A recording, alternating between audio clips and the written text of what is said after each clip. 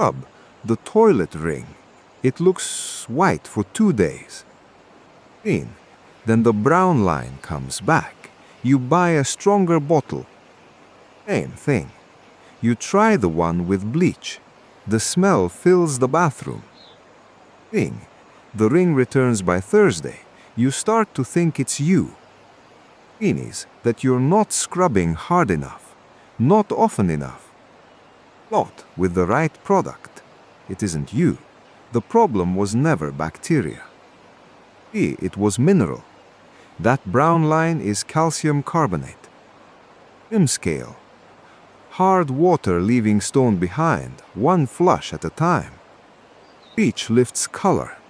It does not dissolve stone. You have been using the wrong tool for years, because the label on the bottle never told you what the stain actually was. Most homes carry between 15 and 25 of these bottles under the sink. Most of them are the same 5 ingredients, diluted with water, colored, and scented. In the next hour, I'll show you the 5-ingredient Japanese pantry that replaces most of what's under your sink. It's around $14. Nothing mysterious. Nothing ancient. Just chemistry and a quieter way of keeping a house. Look under your kitchen sink. Really look. Count the bottles. Most homes have between 15 and 25. 1 for glass. For wood. 1 for stone. Is 1 for tile. 1 for stainless steel. That promises to kill germs. 1 that smells like lavender fields. 1 that smells like ocean breeze. 1 that smells like fresh linen. None of those things exist. They are fragrance compounds mixed in a lab, sprayed onto surfaces that don't smell like anything on their own. You spend on average $150 to $200 a year on these bottles. And the toilet ring still comes back. Let's walk through what you're actually dealing with. Toilet ring, that brown or pink line at the water level. Rub it. It fades. It returns within a week. You buy the bottle with the strongest smell. Same result. The ring is not dirt. The ring is not bacteria. Ring is calcium and iron, deposited from your water, 1 flush at a time. Stone. Bleach lifts color. It does not dissolve stone. The black lines in your shower grout. You've tried 3 different sprays. Rubbed with a toothbrush until your wrist hurt. Some of it fades. Most of it doesn't. That's because grout is porous. And what you're seeing is mildew embedded below the surface, or, in older bathrooms, mineral staining from years of hard water. A surface spray does not reach where the stain lives. Your towels. They come out of the wash, smelling faintly sour. Not dirty exactly, just off. You add more detergent. Fabric softener. The smell gets covered for a day, then returns. Detergent buildup is trapping body oils and moisture inside the fibers. Fabric softener adds a coating that makes it worse over time. The oven glass. You can barely see through it. There's a brown film baked onto the inside surface. Tried the foaming oven spray. It works on the walls, but leaves the glass streaked and hazy. Baked on grease needs a base and time, not aerosol and speed. Kitchen drain. Every few days, a faint sour smell rises from it. You pour in the bright blue liquid from the specialty bottle. It smells like mint for an hour. Then the sour smell returns. because the smell isn't coming from the surface of the drain. Coming from a biofilm coating the pipe walls, feeding on food residue that runs through daily. The wardrobe. You open it in the morning and there's a faint mustiness. Nothing visible, just the smell of trapped air, slow moisture, cotton that hasn't fully dried between wears. You say o entit sachet. The wardrobe now smells like sachet and mustiness at the same time. The kitchen faucet. There's a chalky white crust forming at the base and around the aerator. Odor sprays sideways when you turn it on. You wipe it with a cloth. Comes back in 3 days. That crust is mineral, the same as the toilet ring. Beeping does nothing. Chemistry does. Here is what I want you to understand. The reason you have 23 bottles under your sink is not because your house needs 23 different products. Meaning, it's because this cleaning aisle is designed to sell you a bottle for every surface. Cleaner, stone cleaner, tile cleaner, stainless steel cleaner, glass cleaner, grout cleaner, toilet cleaner, kitchen cleaner, ethereum cleaner, multi-surface cleaner, which is the same formula as 3 of the others. If you read the ingredient lists carefully, you'll find that most of these products fall into just 5 categories. Acids, for dissolving mineral deposits, soap scum, and hard water stains. Usually citric acid or a diluted mineral acid. Bases, for breaking down grease, oil, and organic residue. Sodium bicarbonate, sodium carbonate, or sodium hydroxide in stronger formulas. Surfactants, soap molecules that lift oil and dirt off surfaces so water can rinse them away. Dish soap is a surfactant. Laundry detergent is a surfactant. Abrasives, fine particles that scrub without scratching. Usually baking soda or a mild polishing powder. Bleaches, for removing color from stains and killing certain microorganisms. Chlorine bleach or oxygen-based bleach. That's it. Those 5 categories cover almost every cleaning task in your home. The specialty bottles are those same 5 ingredients, diluted with water, colored with dye, scented with fragrance, and priced by the surface they claim to serve. You are paying for water, packaging, and the promise that this bottle is different from the others. Isn't. I want to say something about smell. We've been taught that clean smells like something. Lemon, pine lavender, ocean linen, cotton flower. But those are not the smell of clean. Those are the smell of fragrance oils sprayed on top of a surface. A surface that has been actually cleaned smells like nothing.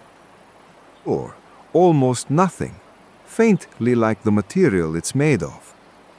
Wood smells slightly like wood. Cotton smells slightly like cotton.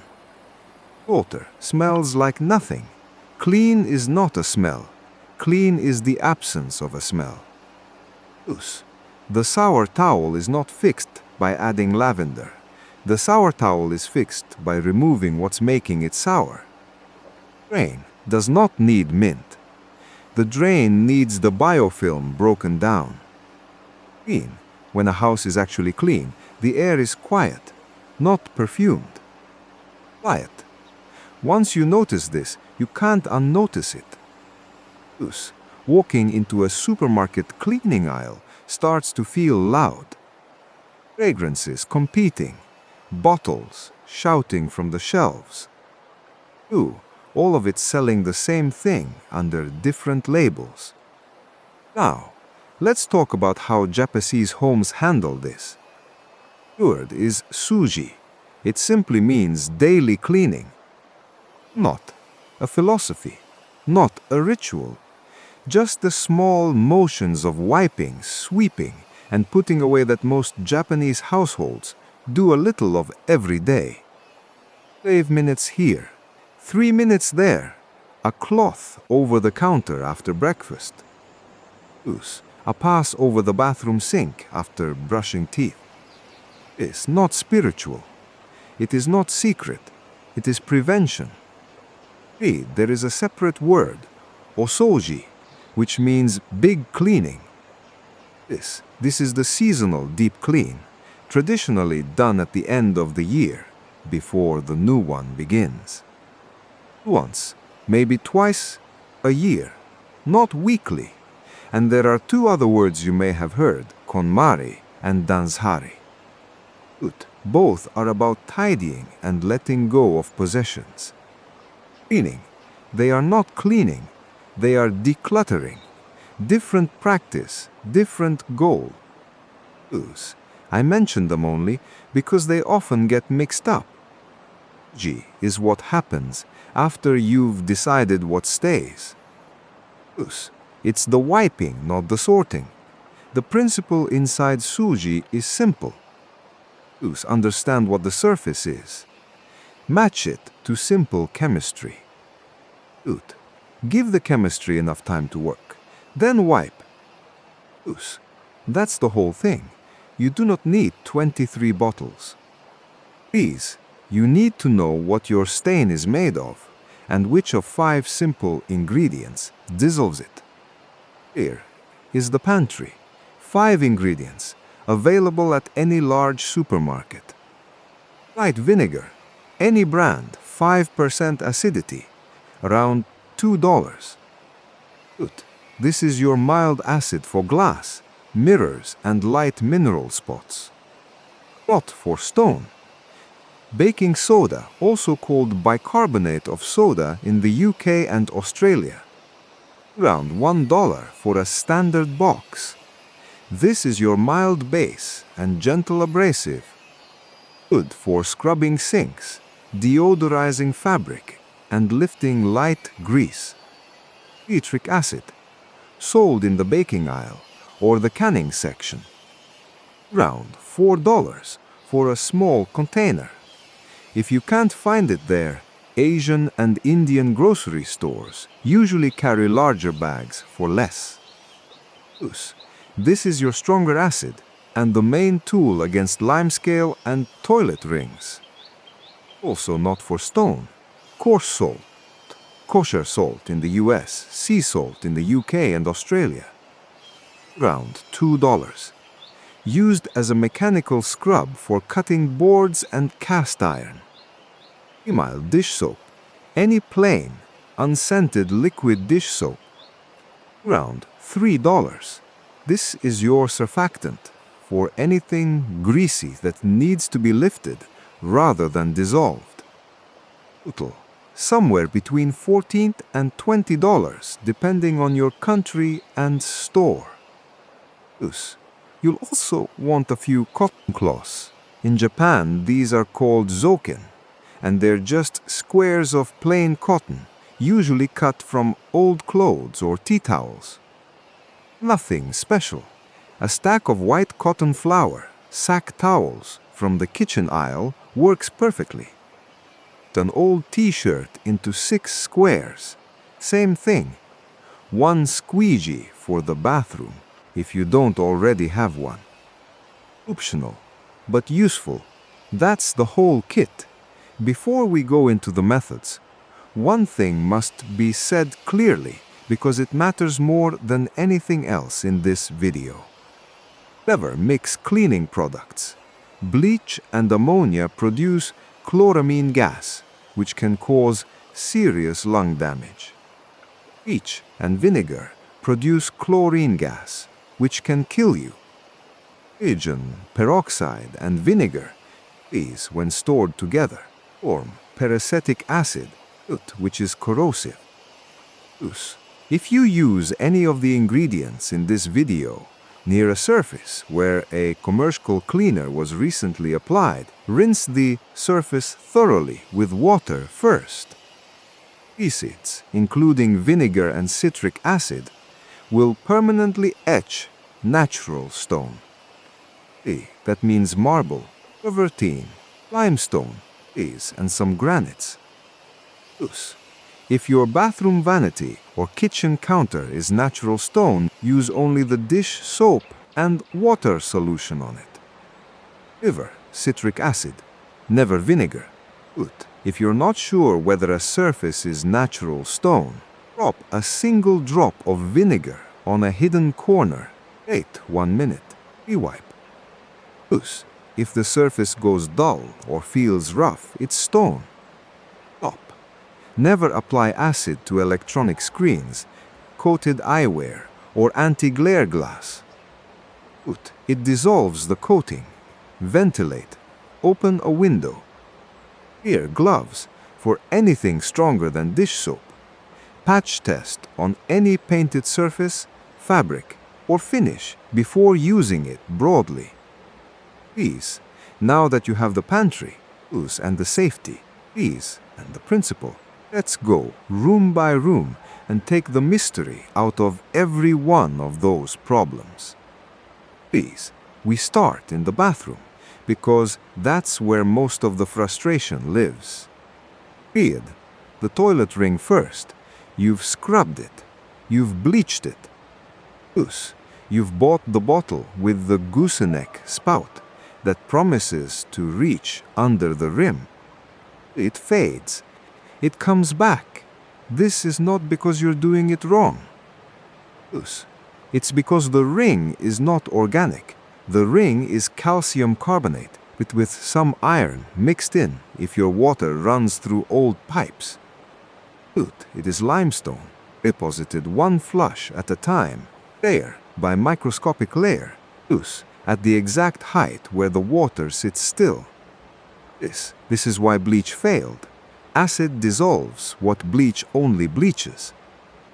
Citric acid dissolves it. The reaction is simple.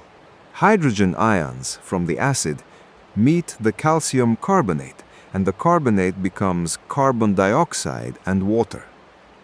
Souji, the calcium leaves as calcium citrate, which is soluble and rinses away. Here is how you do it. Open the bathroom window first. Turn off the water valve behind the toilet. Flush once to lower the water level as much as possible. Put on gloves. Measure 3 tablespoons of citric acid powder and sprinkle it around the inside of the bowl, especially at the ring line. Close the lid. Walk away for 2 to 4 hours. Not overnight. Longer than 4 hours is not needed, and prolonged acid contact can affect older porcelain glaze. Come back. Brush the ring line for 30 seconds with a toilet brush. Turn the water back on. Flush. The ring is gone or mostly gone. Thick, years-old rings may need a second application. 90 seconds of your hands actually working. The rest is waiting. This is the pattern for almost everything we're going to cover. A small amount of active time, a longer stretch of the chemistry doing its work while you do something else. In Japan, the small daily wipe that keeps a ring from forming in the first place has no dramatic name. It's part of Souji. A cloth passes over the bowl edge after brushing teeth. 30 seconds. That's why the ring never establishes.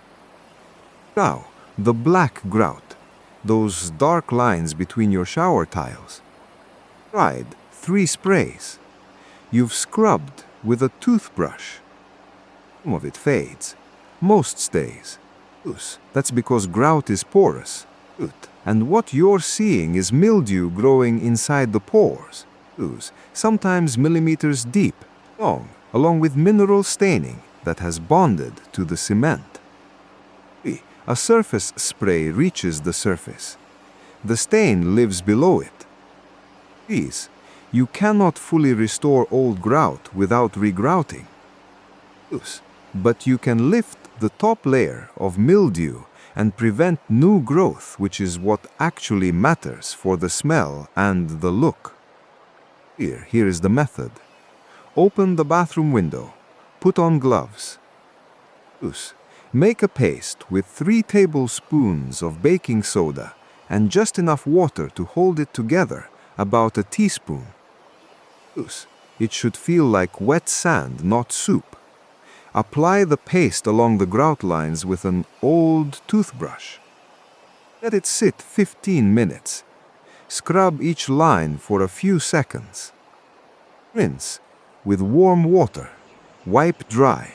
For persistent dark spots, dab 3% hydrogen peroxide from the drugstore onto the spot with a cotton pad. Wait 10 minutes. Rinse.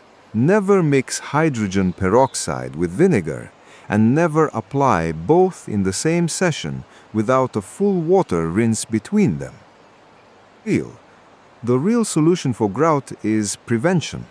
After every shower, run a squeegee down the tiled walls.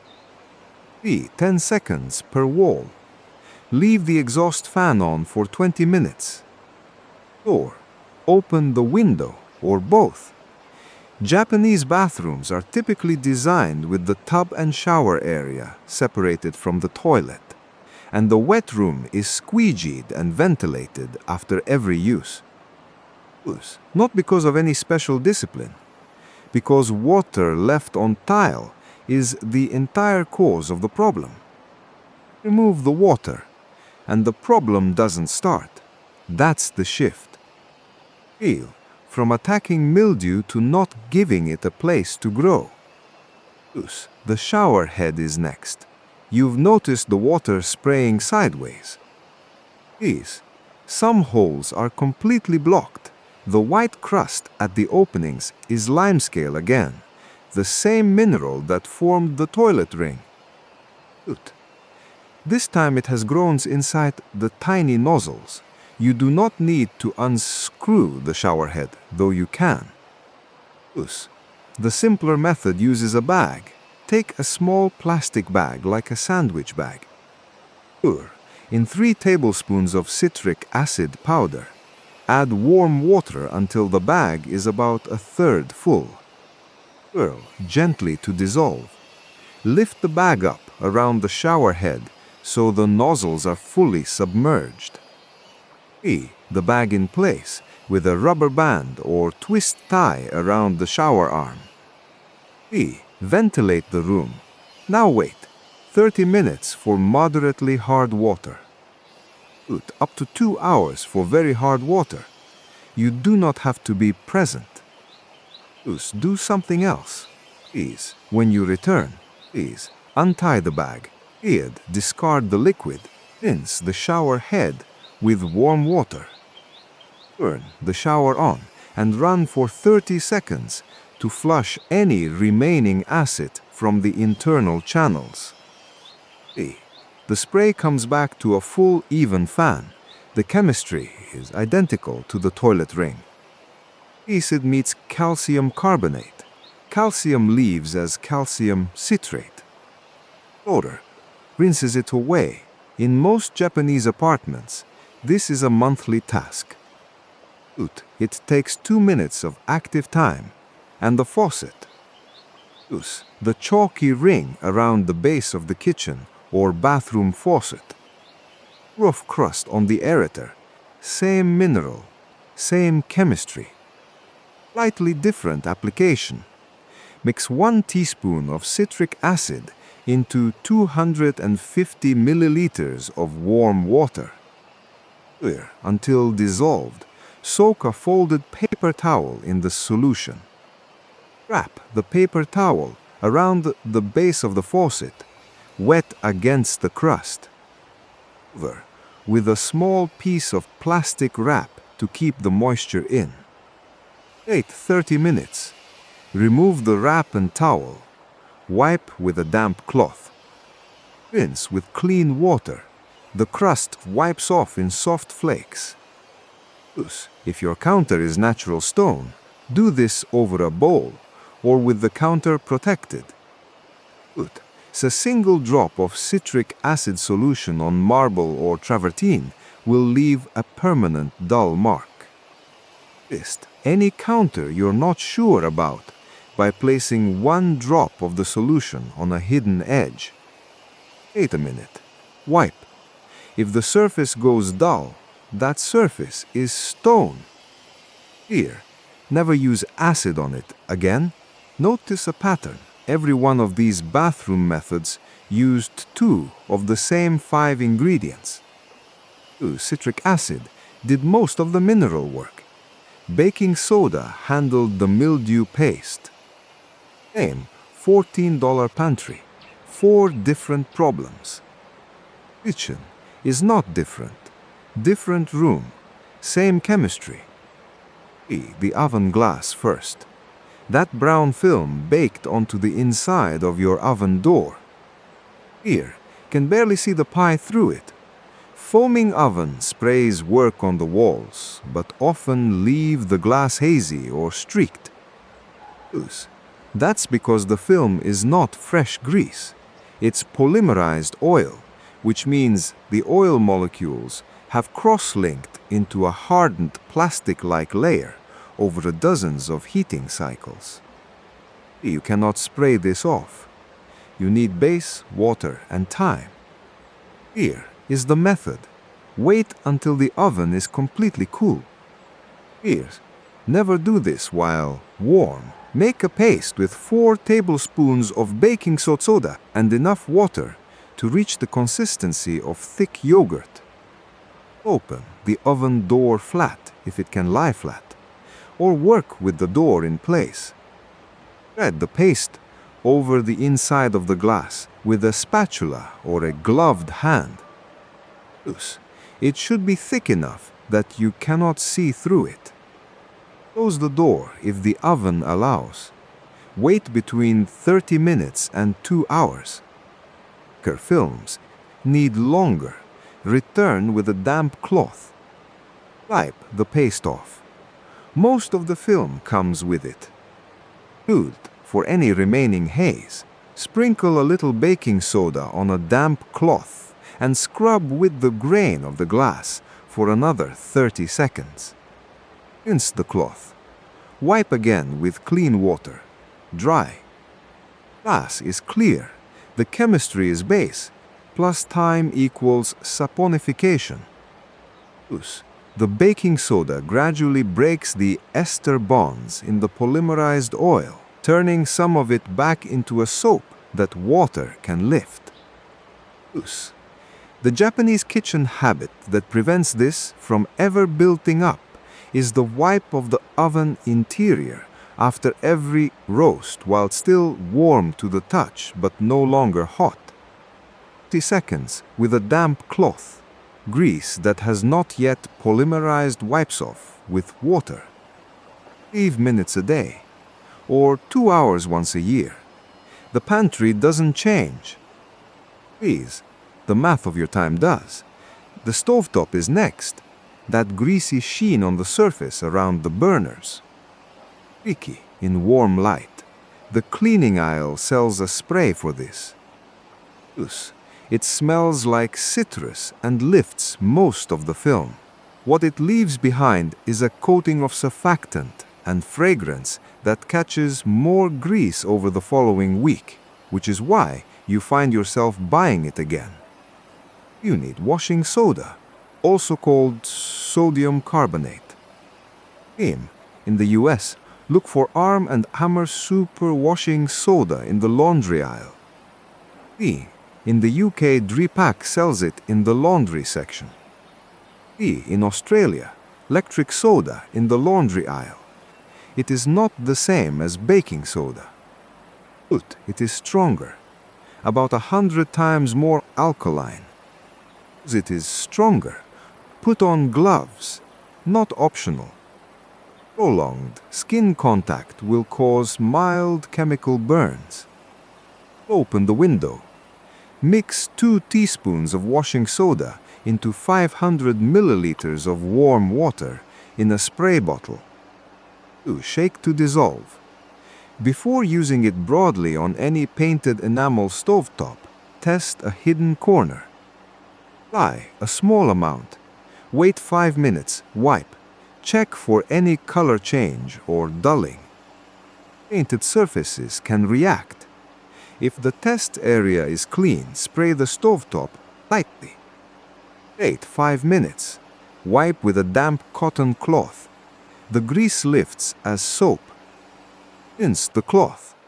Wipe once more with clean water to remove any washing soda residue. Try. This is not a daily method. This is a monthly or every 2 weeks reset. Use. The daily version is a warm, damp cloth after cooking, before the grease has time to cool and bond. Now, the drain. That sour smell rising from your kitchen sink. Clean. You've poured in the blue liquid. It smells clean for an hour. Use. The sour smell returns.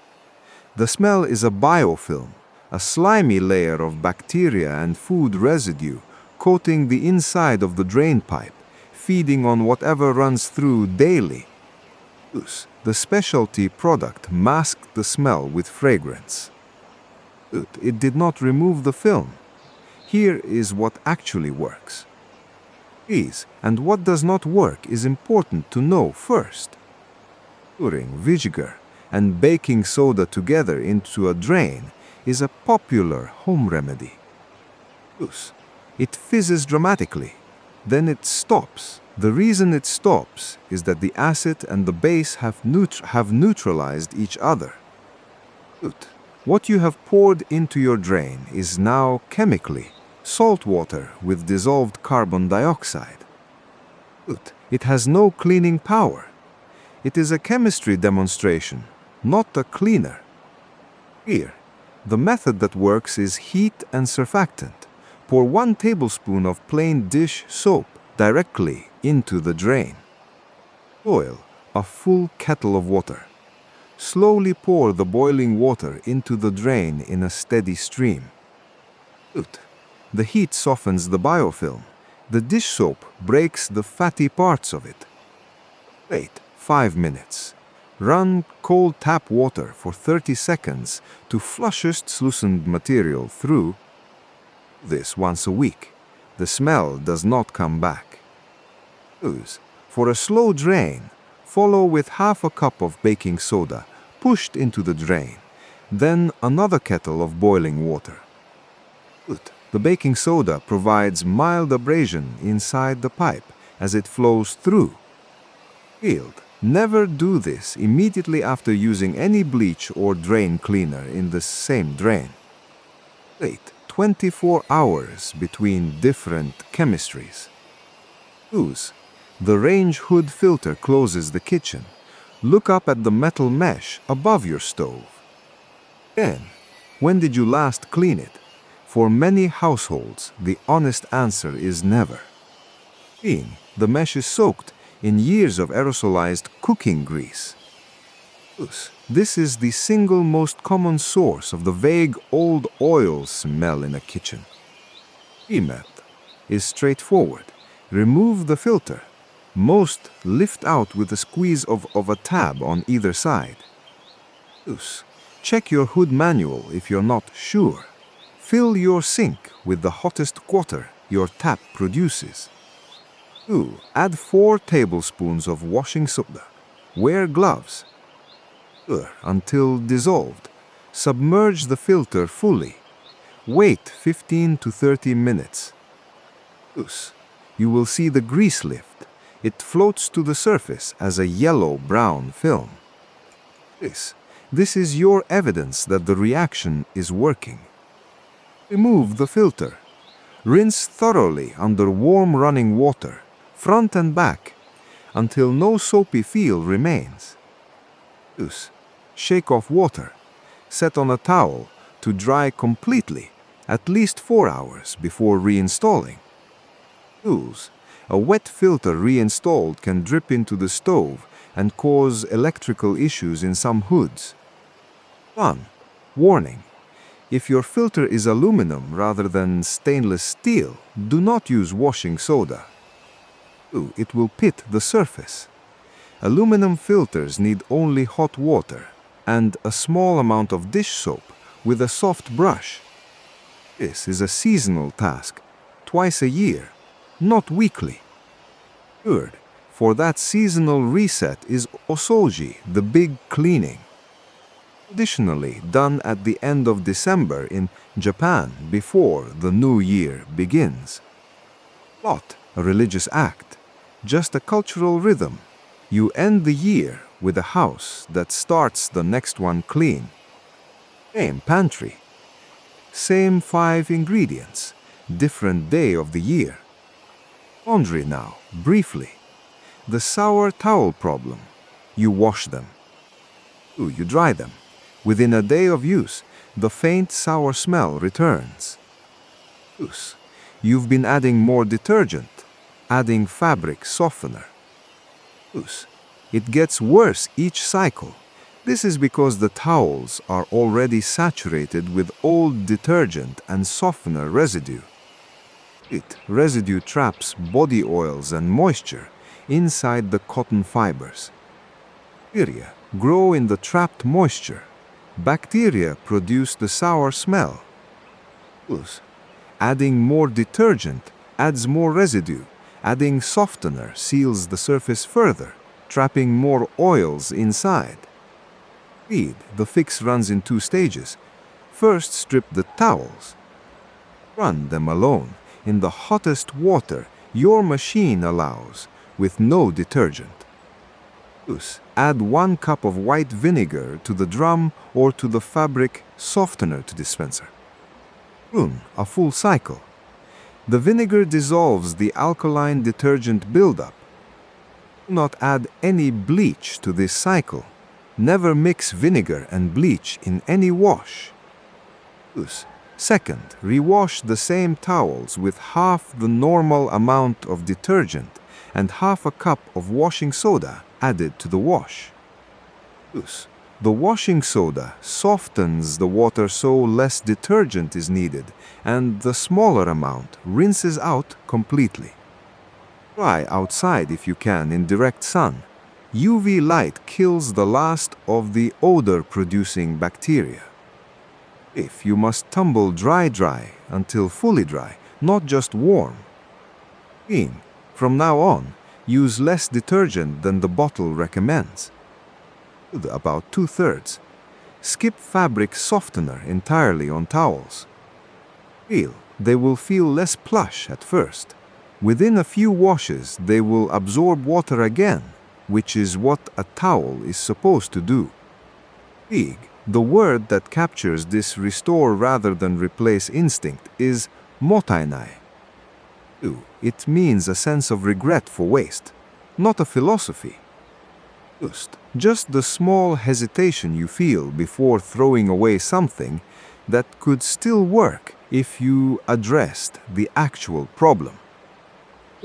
The for seal.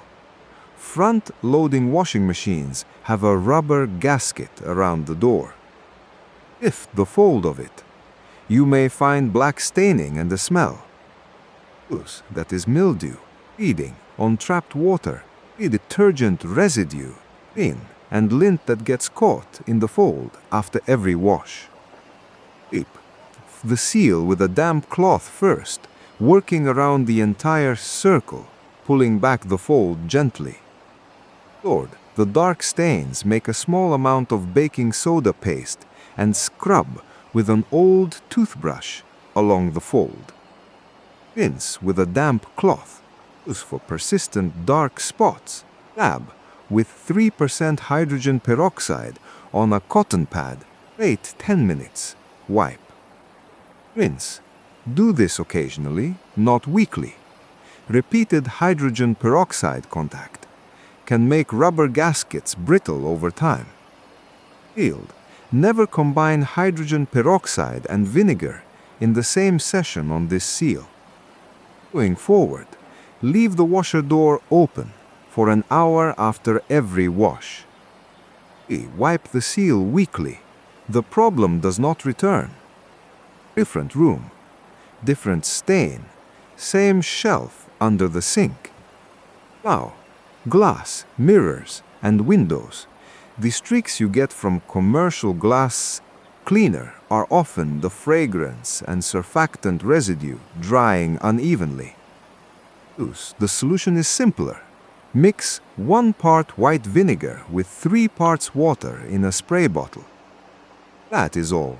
Spray onto a microfiber cloth, not directly onto the mirror if the frame is wood or the mirror sits next to a stone surface. Keep the glass. Follow immediately with a second dry microfiber cloth. The second wipe is the entire secret to streak-free glass. Newspaper works too, if you still get one. The ink acts as a mild polishing agent, and the fibers do not shed. For the outside of exterior windows on a dry day, the same solution, dried with a soft cloth and squeegeed off, works better than any spray product. Cleaning. Now something the cleaning aisle will not tell you. Never use vinegar, citric acid, or any acidic cleaner on the screen of a phone, tablet, television, laptop, or on the lenses of coated eyewear or anti-glare glass. Modern screens have a thin oleophobic coating on the surface. It's what makes fingerprints wipe off with a soft cloth. Acid dissolves that coating. Once dissolved, it does not come back. Screen will look permanently smudged, and every fingerprint will stay. Use only a dry microfiber cloth. If a smudge does not lift, lightly dampen the cloth with distilled water. Never spray anything onto a screen. Wipe in straight lines, not circles. That is the entire method. The same rule applies to modern eyeglass lenses. Warm water. Please, 1 drop of plain dish soap on the pads of your fingers. Gentle rub. Cool water rinse. Air dry or blot with a clean cotton cloth. No paper towels. No fabric on the lens surface with any pressure. The 5-ingredient pantry is powerful, but it is not universal. Knowing where not to use it is part of using it well. The air in the house is last, because it turns out air holds most of what we mistake for uncleanliness. The wardrobe. You open it in the morning, and there's a faint mustiness. It smells like slow moisture and old cotton, and a hint of something that isn't quite mildew, but is on its way. Is trapped air, combined with clothes that go back in not quite fully dry, especially after a humid day or after ironing with steam. Fibers hold that moisture. Bacteria and mildew begin to grow slowly. The wardrobe becomes a low-grade incubator. The fix is straightforward. Empty the wardrobe. Open windows in the room and let air circulate for at least 2 hours. Wipe the interior surfaces with a cloth barely dampened with plain water. If the wood is sealed, you can use a very dilute vinegar solution, 1 tablespoon per liter of water. Test a hidden corner first. Leave the wardrobe open until fully dry. Return only clothes that are completely dry to the touch, ideally sun-dried or air-dried, overnight in an open room first. Place an open box of baking soda on a shelf. This absorbs odors. Place every 3 months. To be clear, baking soda absorbs odor molecules onto its surface. It does not absorb moisture. If your wardrobe has an actual damp problem, you need a moisture-absorbing product like silica gel or a small hanging calcium chloride dehumidifier from the hardware store. Different molecule, different job. The Japanese practice of airing clothes on dry, sunny days a few times a year is called mushiboshi, literally insect drying.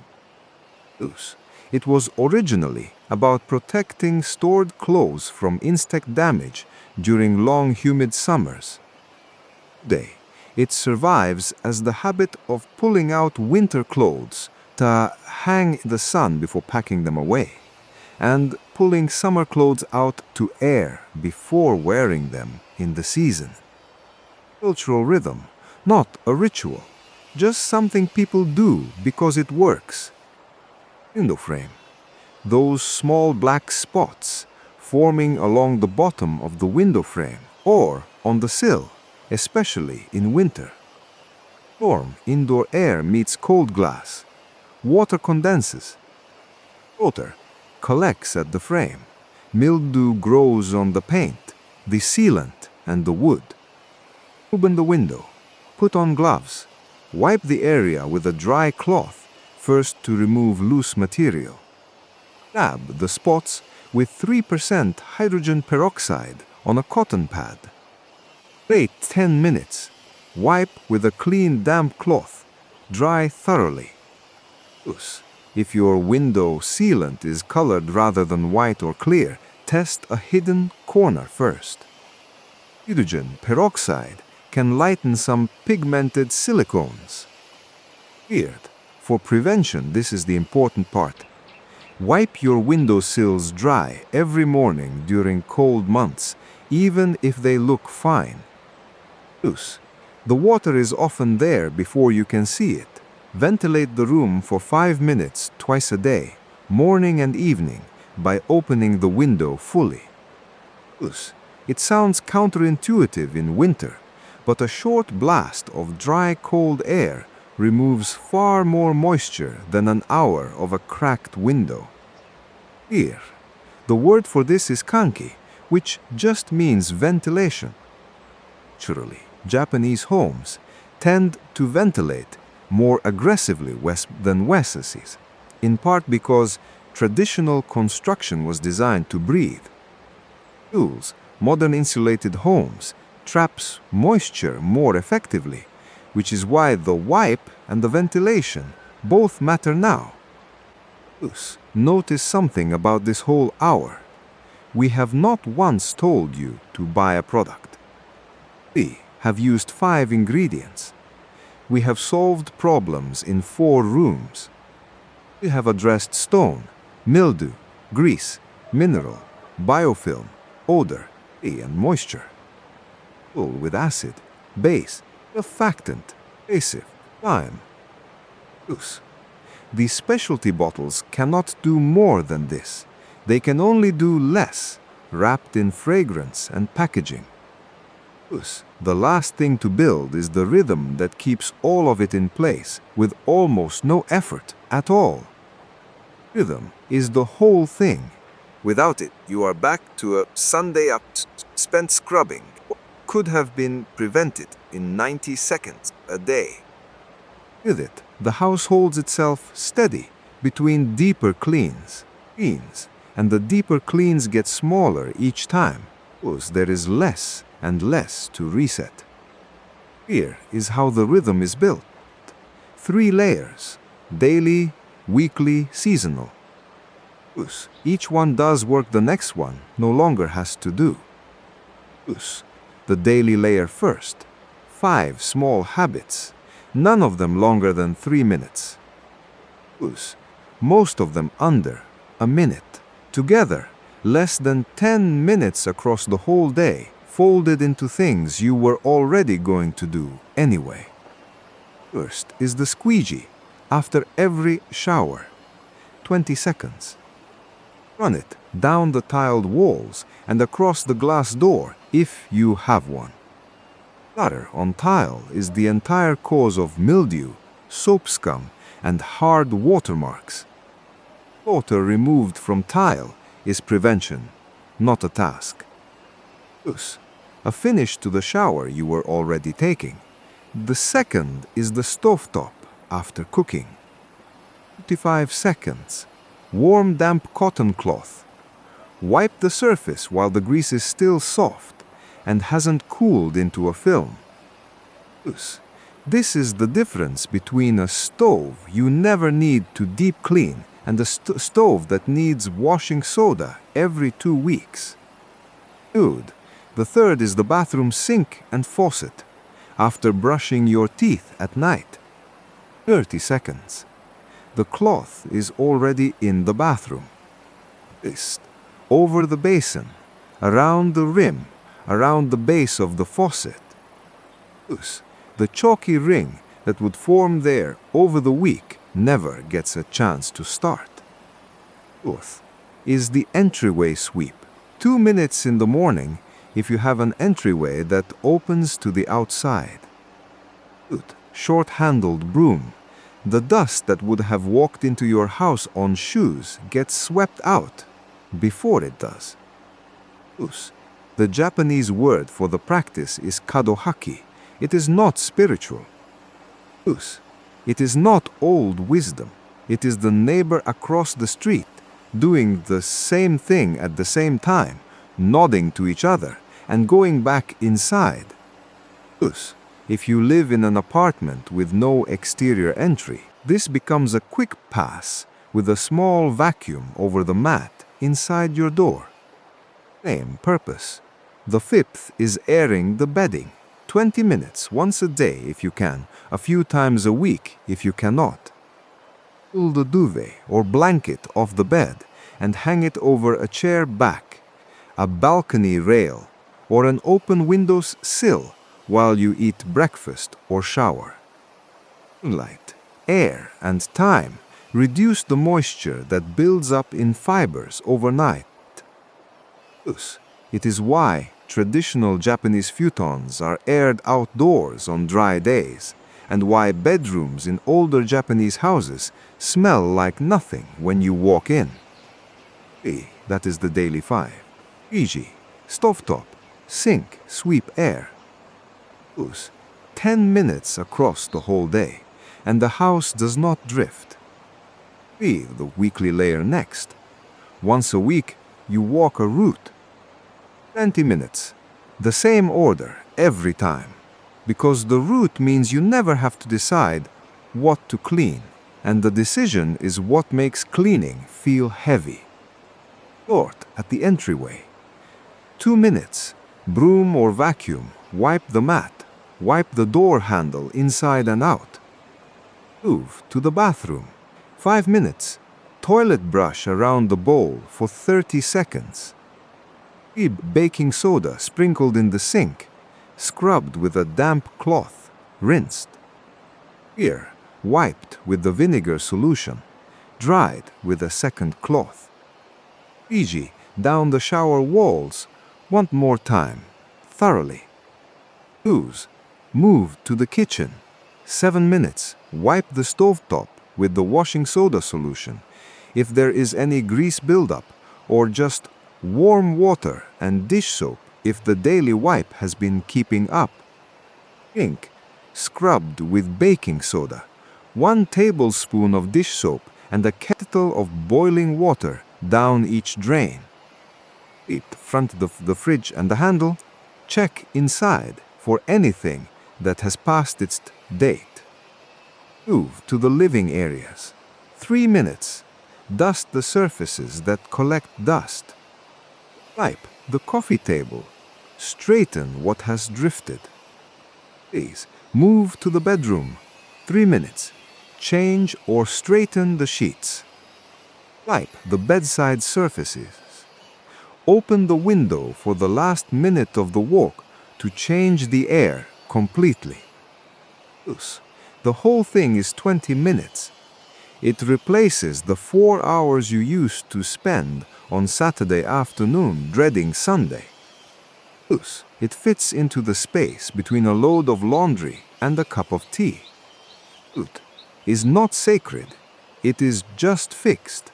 You do not have to think, so you can do it while your mind is somewhere else. Good, that is the whole point. The seasonal layer is the last. Feel 4 times a year the deeper reset. This is the closest thing in Japanese cleaning to a full house cleaning. Third is Osouji, big cleaning.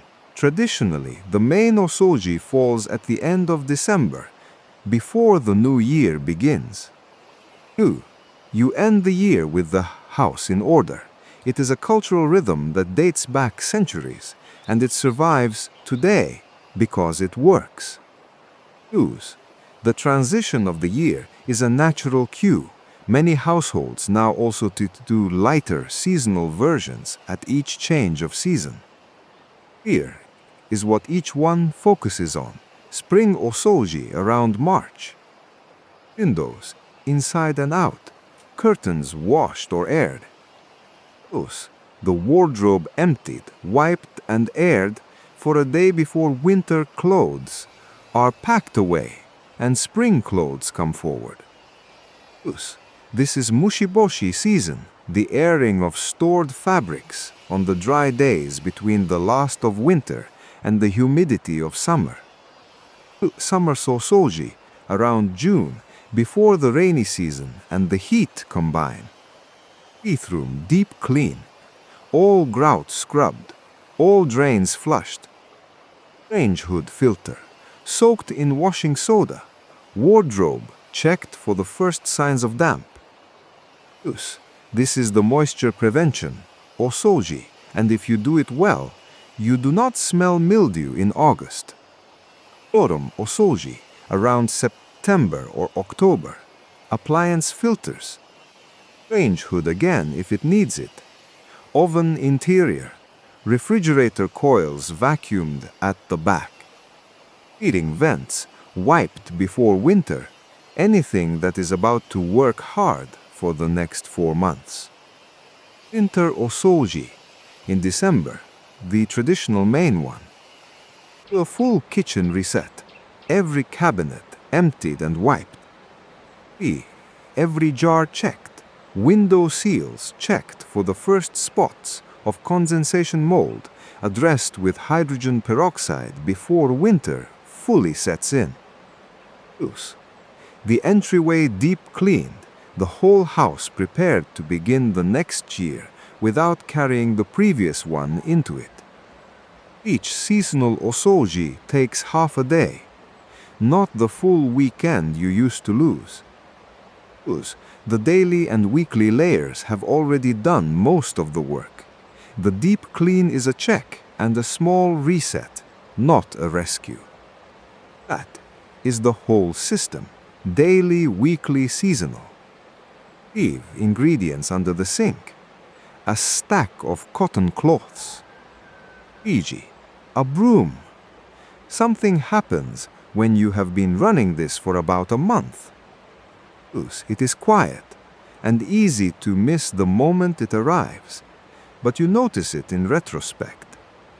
Here, the anxiety drops. You stop dreading Sunday.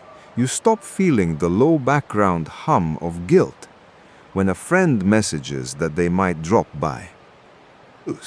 You stop apologizing for the state of a room when you invite someone in. Not because the house is showroom perfect, because it isn't. But because it is steady. Nothing is drifting toward crisis. Toilet ring is not forming.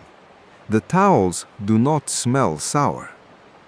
The stovetop wipes clean in one pass because it has been wiped every day.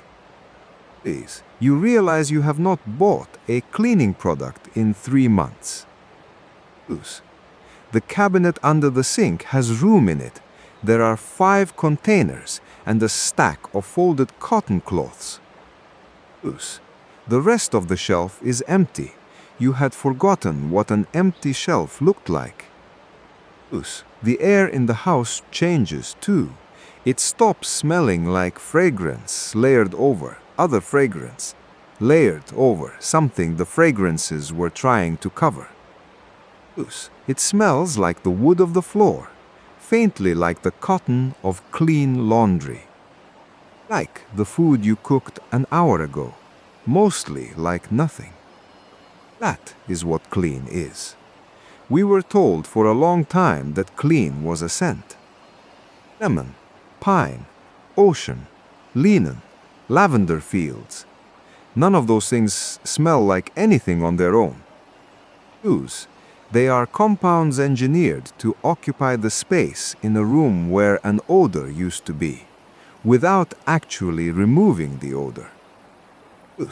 The house smelled loud because the products were loud. Loud in the aisle, loud on the shelf, loud in the air. Here, a house that is actually clean is quiet. A calm kitchen does not smell like a candle aisle. It smells like nothing. That is the point. That is also why the whole approach is called Souji rather than cleaning, as we usually mean the word. Souji is not the battle you fight against dirt on the weekend. It is the small daily return to the room you left. The wipe, the sweep, the airing, Fiji. It is prevention. It is presence, not a product. You do not need to be Japanese to keep a house this way. Nothing about it is closed off to anyone.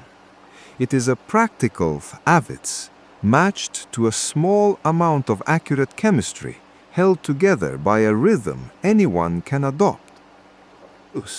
The 5 ingredients are on the shelf of any large supermarket. The cotton cloths are in your rag drawer or an old t-shirt away. Fiji is $4. If you would like the full pantry chart with dilutions, tools, the room-by-room protocols, with hands-on and wait times, and the quick reference card that fits on the inside of a cabinet door, here they are in the guidebook linked below this video. It is there if it helps. Nothing changes if you never open it. The 5 ingredients and the 3-layer rhythm are already enough. Here, the guidebook is educational only. It is not a substitute for professional advice on specialized surfaces, heritage materials, or chemical sensitivities. If this was useful, the next video looks at how the same principle applies to laundry alone, in more depth.